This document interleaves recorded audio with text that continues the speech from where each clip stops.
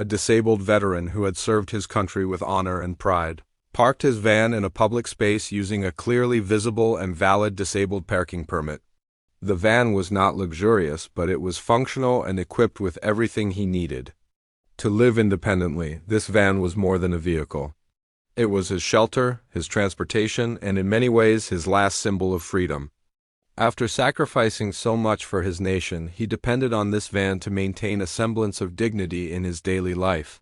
The veteran in a wheelchair was quietly minding his business when a police officer approached. Instead of offering assistance or a respectful greeting, the officer immediately displayed a dismissive and disrespectful attitude. Without investigating or asking any legitimate questions, the officer began making sarcastic remarks about the veteran's condition, questioning whether he was truly disabled. He made jokes under his breath, calling the van an eyesore and suggesting the veteran was probably pretending to be disabled for special treatment. The veteran remained calm, despite the cruel insinuations.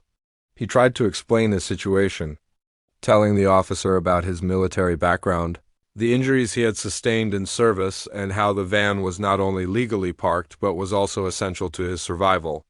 He even offered to show documentation, including medical papers and military discharge records, to validate his identity and condition. But the officer wasn't interested in facts or empathy. He was driven by ego and prejudice, brushing off the veteran's words as if they were lies.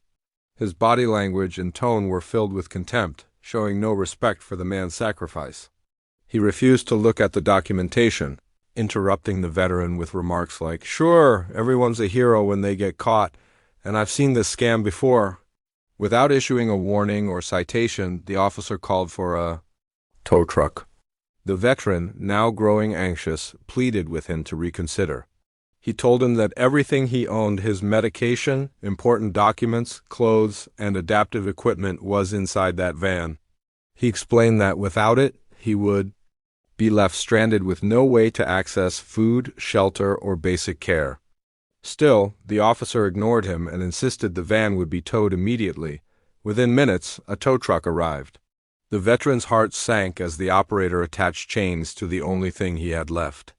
He sat helpless in his wheelchair, unable to stop them, watching his van get pulled away while the officer stood nearby with a look of satisfaction on his face.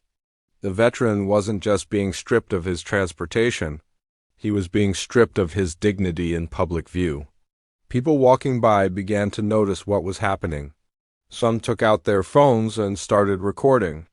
Others asked the officer why he was towing a vehicle that clearly had a handicap placard and belonged to a disabled person. The officer barked back that he had authority and didn't need to explain his decisions to anyone.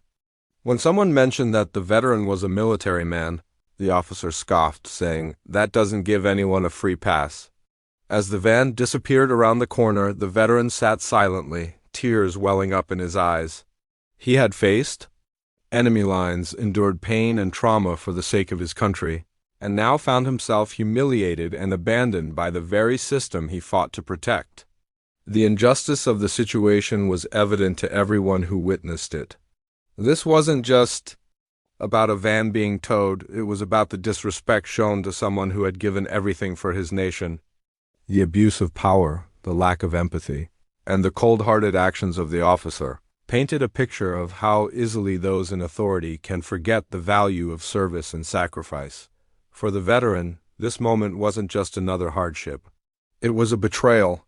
His van, his only safe space, had been taken from him not because he broke the law, but because someone with a badge decided he wasn't worth the respect or understanding he had earned. The crowd stood in stunned silence, many outraged but unsure of what to do.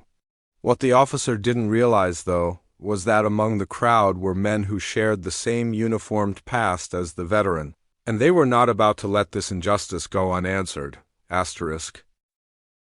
As the van was towed away and the disabled veteran sat helpless in his wheelchair, trying to hold back the overwhelming feeling of humiliation and despair, something remarkable happened.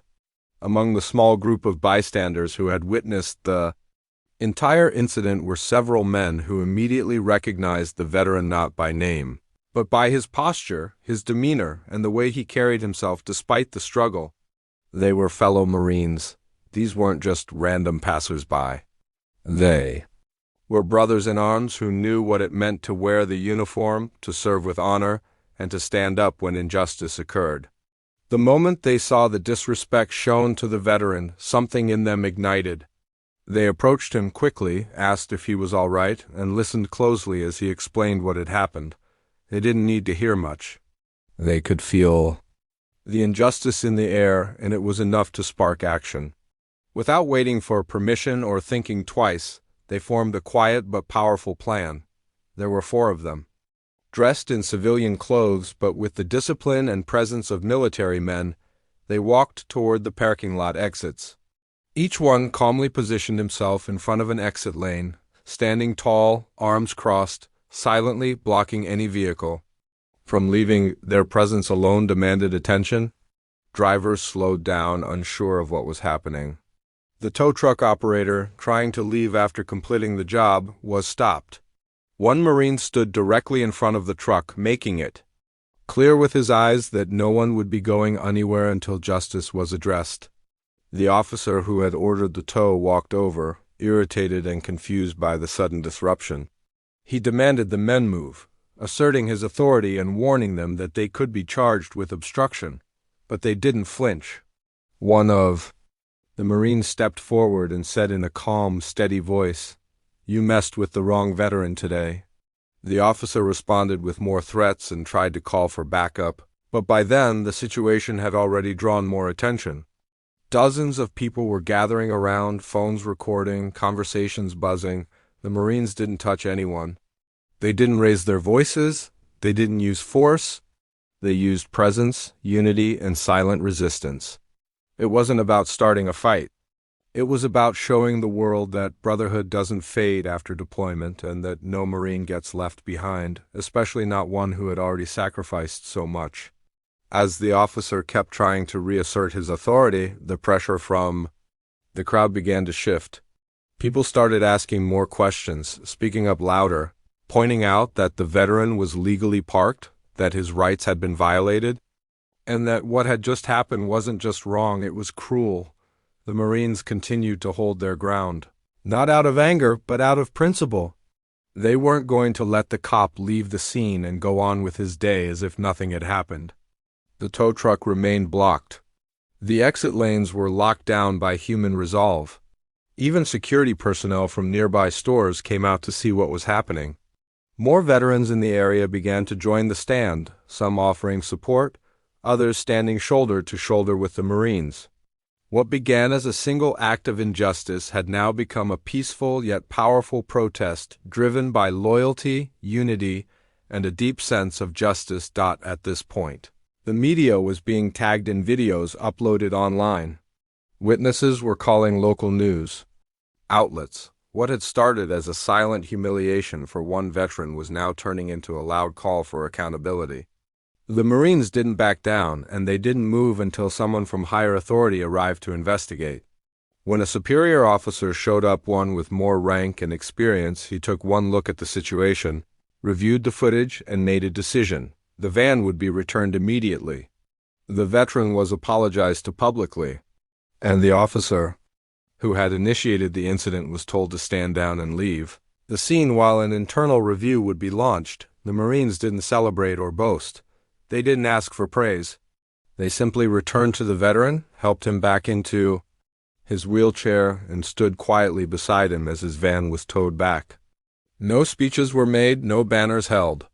Their presence was the message. Their actions spoke louder than any words could.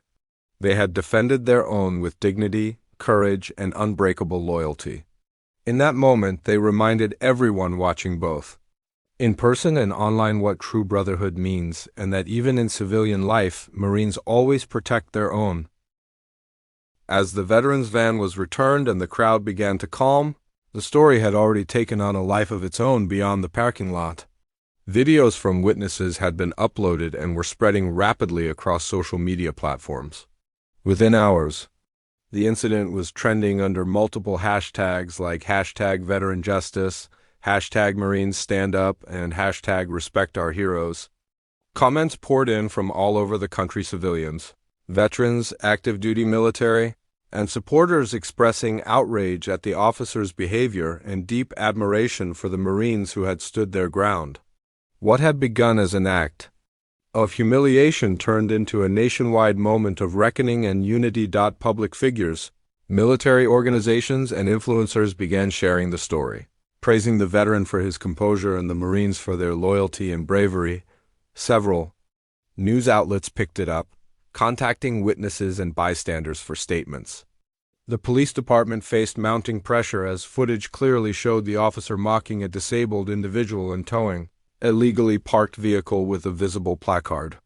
The department released a statement saying the incident was under internal review and the officer involved was placed on temporary administrative leave. Though it was a small step, it showed that accountability was no longer optional. It was demanded by the public, the veteran, who had felt invisible and discarded just hours earlier, now received an outpouring of love and support. Local veterans groups offered assistance, providing temporary shelter, food, and resources while his van was checked and fully restored. A nearby auto repair shop even volunteered to upgrade the van with new mobility features, free of charge. Donations began flowing through crowdfunding platforms to help cover any emotional or medical support he needed. The veteran, once alone on a sidewalk in despair, now had a community behind him, one that stood louder and prouder than ever before. The Marines who had taken a stand refused interviews or recognition. They maintained that they had only done what any service member should do, protect and support a fellow brother in arms. But their actions resonated far beyond that parking lot. They reminded the world that service doesn't end when the uniform comes off, and honor isn't something worn, it's something lived. Schools, community centers, and military organizations began discussing the story in meetings and classrooms, using it as a real-life example of courage, unity, and moral responsibility. The story became more than just a viral moment. It sparked a broader conversation about how veterans are treated in society, how many of them are still facing discrimination, homelessness, and disrespect after giving so much for their country. Legislators, seeing the public response, started pushing forward discussions on bills aimed at increasing protections and support for disabled veterans, especially in situations involving law enforcement. Meanwhile, the veteran quietly regained his strength. With the support he received, he was able to find temporary housing and secure benefits he had long been denied due to bureaucratic hurdles. His story was no longer just about pain, it became a symbol of resilience. His dignity was not only restored, it was elevated, and millions had watched it happen. In the days that followed, community events were organized to honor veterans in the area, where he was invited as a guest of honor.